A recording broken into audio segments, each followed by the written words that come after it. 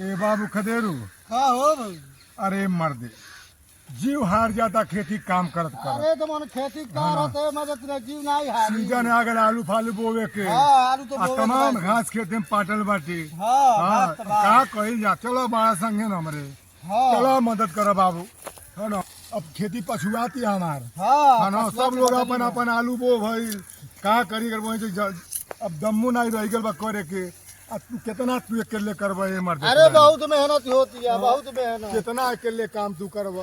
देखा था तमाम घास बोल रहा था दादा। अरे बाबू गचरा का फुलाई लो बेटा और हाल चाल कहो। सब ठीक बा दादा।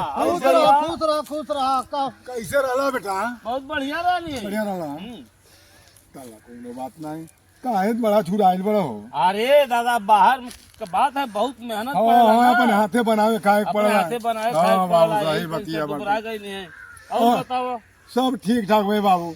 बहुत बढ़िया बात ई बा कि खेती के समय बा आ गल हमार लाल तनि को सहयोग तो हम करा दो। हम खेती करे आइल बनी।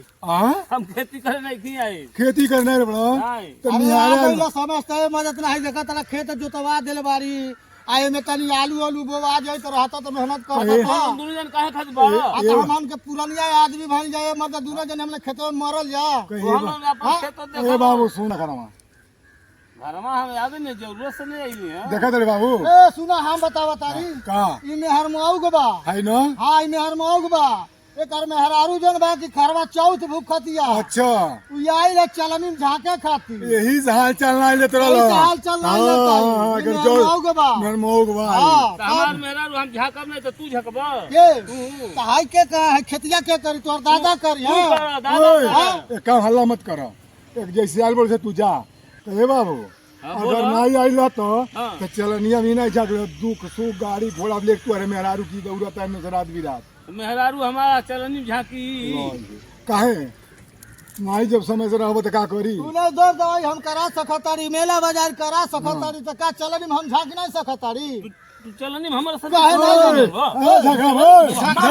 झगड़ा मत करो कौन दोनों है सुन तू मत झगड़ा मत करो लोग तुम दोनों जाए जा चलनी में हम झांकब जा लो तू झकबा हाँ जा जा तू ही झकी हाँ जा लो जा। ए भैया का हो देखा बुढ़वा बहुत चालाक बा। हम मत चला के नहीं बाबू देखा हम मन के कहता तू हम दोनों हट जा हम झाँक ले। पता नहीं बन कितना चलनी उझा कितना चलनी झांकी चला हम मन चले के चले कमान चला। अच्छा नमस्ते भैया लोग आप लोगों के आशीर्वाद हमन पर बनल रहे। हमन का चैनल बा कॉमेडी IPS के नाम से अधिक शेयर करी लाइक करी फॉलो करी कि हम लोग के हौसला बढ़त रहे। आप लोगों के सादर प्रणाम बा हमारे तरफ से अपने टीम के तरफ से। ये हमार मौसा ये हमार बड़हन भाई के सहयोग से ये चैनल चल रहा बा। आप लोग ज़्यादा से ज़्यादा लाइक करी शेयर करी। प्रणाम नमस्ते।